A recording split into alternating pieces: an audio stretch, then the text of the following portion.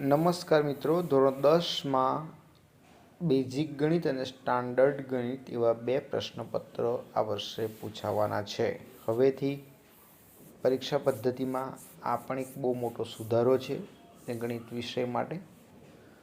ખાસ કરીને જેઓને ગણિત ફાવતું નથી, જેને ગણિત અઘરું લાગે છે, તેણે બેઝિક ગણિત એટલે એમાં થોડું સહેલું હશે, અને સ્ટાન્ડર્ડ એટલે જે લોકોને ગણિત વિષય સાથે આગળ વધવું છે તેઓએ સ્ટાન્ડર્ડ ગણિતની પસંદગી કરવાની રહેશે. હવે આપણે જોવાની એ બાબત છે કે બેઝિક ગણિતમાં કુલ 80 માર્ક્સનું જે 3 કલાકનું પેપર આવશે, એમાં કયા પ્રકરણમાંથી કેટલા પ્રશ્નો પૂછાશે તે આપણે જોવાનું છે. અહીંયા તમે ક્રમ જોઈ શકો છો, ચેપ્ટરના નામ આપ્યા છે, પછી હેતુલક્ષી પ્રશ્નો પૂછાયા છે, કયા પ્રકરણમાંથી કેટલા માર્ક્સના હેતુલક્ષી પ્રશ્નો પૂછાશે 1 માર્ક્સવાળા, ટૂંક જવાબી પ્રશ્નો 2 માર્ક્સવાળા, ટૂંક જવાબી પ્રશ્નો 3 ગુણ અને લાંબા પ્રશ્નો 4 ગુણ. તો એનું ભારણ પણ સામે આપ્યું છે કે વાસ્તવિક સંખ્યાઓ માત્ર 2 પ્રશ્નો હેતુલક્ષી પૂછાશે, કુલ 2 માર્ક્સ. બહુપદીઓ 4 હેતુલક્ષી પ્રશ્નો, 1 પ્રશ્ન 2 માર્ક્સવાળો પૂછાશે, ટોટલ 6 માર્ક્સ. દ્વિચલ સુરેખ સમીકરણ યુગ્મ 1 પ્રશ્ન, 3 માર્ક્સનો 1 પ્રશ્ન બરાબર 4 માર્ક્સ. દ્વિઘાત સમીકરણ, એમાં 1 માર્ક્સનો 1 અને 3 માર્ક્સનો 1 બરાબર 4 માર્ક્સ. સમાંતર શ્રેણી, એમાં હેતુલક્ષી 3 પ્રશ્નો, 2 માર્ક્સનો 1, 3 માર્ક્સનો 1 બરાબર 8 માર્ક. ત્રિકોણમાંથી સીધો 4 માર્ક્સનો 1 પ્રશ્ન પૂછાશે, 4 માર્ક્સ. યામ ભૂમિતિ, એમાં 1 માર્ક્સનો 1, 2નો 2, 1 અને 3નો 1 બરાબર 6 માર્ક્સ. ત્રિકોણમિતિનો પરિચય, હેતુલક્ષી 2 હશે, 2 માર્ક્સનો 1 બરાબર 4. વર્તુળ હેતુલક્ષી 2, ટૂંકો 1 માર્ક્સનો બરાબર 4 માર્ક્સ.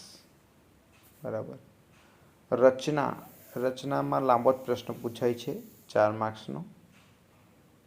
વર્તુળ સંબંધિત ક્ષેત્રફળ, એમાં 2 માર્ક્સનો હેતુલક્ષી પૂછાય છે માત્ર.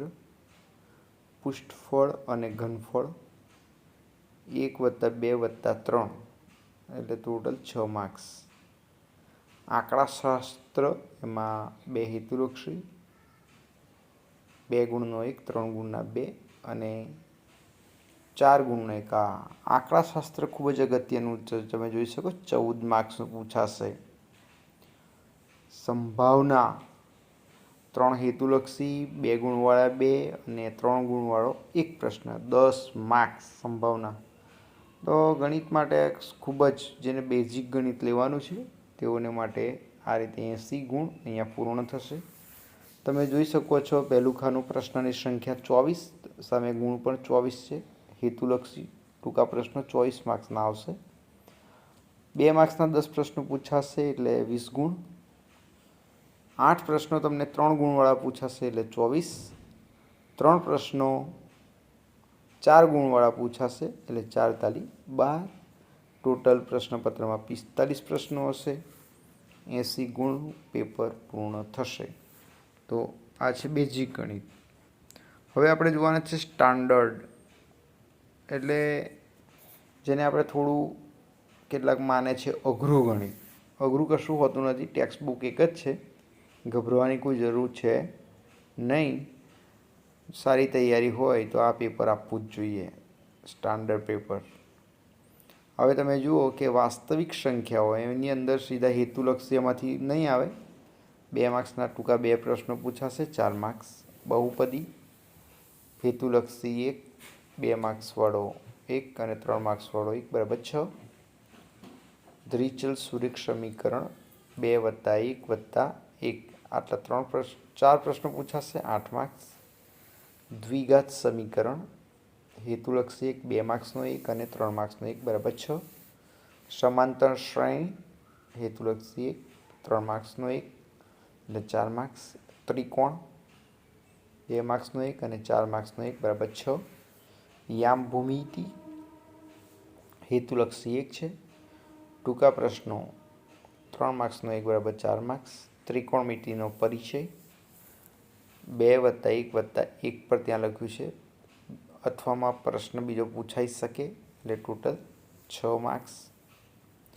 ત્રિકોણમિતિનો ઉપયોગ એમાં લાંબો પ્રશ્ન 4 માર્ક્સનો 1 પૂછાય છે. વર્તુળ હેતુલક્ષી 1 ટૂંકા જવાબી પ્રશ્નો 1 3 માર્ક્સનો 1 બરાબર 6 માર્ક્સ. રચનામાં અહીંયા પણ તમે જોઈ શકો છો લાંબો 4 માર્ક્સનો 1 પ્રશ્ન છે. વર્તુળ સંબંધિત ક્ષેત્રફળ ટૂંકો પ્રશ્ન 1 અને 3 માર્ક્સનો 1 બરાબર 4 માર્ક્સ. પૃષ્ઠફળ અને ઘનફળ ટૂંકો પ્રશ્ન 1 3 માર્ક્સવાળો 1 અને 4 માર્ક્સનો 1 બરાબર 8 માર્ક્સ. આંકડાશાસ્ત્ર અહીંયા ઘટી જાય છે બેઝિક ગણિત કરતાં. અહીંયા હેતુલક્ષી 1 2 માર્ક્સનો 1 3 માર્ક્સનો 1 બરાબર 6 માર્ક્સ. અને સંભાવનામાં તમે જુઓ 4 હેતુલક્ષી પ્રશ્નો અહીંયા પૂછ્યા છે, બીજું કશું વધારાનું પૂછ્યું નથી. એટલે બેઝિક ગણિતમાં આંકડાશાસ્ત્ર અને સંભાવનાના માર્ક્સ વધારે છે. અહીંયા તમે જોઈ શકો છો કે 16 પ્રશ્ન 16 ગુણ, જ્યારે બેઝિક ગણિતમાં 24 પ્રશ્નો પૂછાય છે, 24 માર્ક્સ. 8 માર્ક્સ અહીંયા વધી જાય છે બેઝિકમાં. અહીંયા બીજો પ્રશ્ન છે એ બંનેનું ગુણભાર સરખું છે. 10 પ્રશ્નો 20 ગુણ, 8 પ્રશ્નો 24 ગુણ અને 5 પ્રશ્ન 5 ચોખ્ખું 20. ટોટલ 39 પ્રશ્નો 80 ગુણ. તો આ છે બેઝિક ગણિત અને સ્ટાન્ડર્ડ ગણિત માટે કયા ચેપ્ટરમાંથી કેટલા પ્રશ્નો પૂછાશે તેની માહિતી. જો તમને સારી લાગી હોય તમારા મિત્રોને શેર કરો, જેથી તેઓને તૈયારી કરવાની સમજ પડે. હંમેશા આપણે બીજા મિત્રોને પણ શેર કરવું જોઈએ, જેથી એમની કેટલીક બાબતો જાણ બહાર ન રહી જાય. Thank you.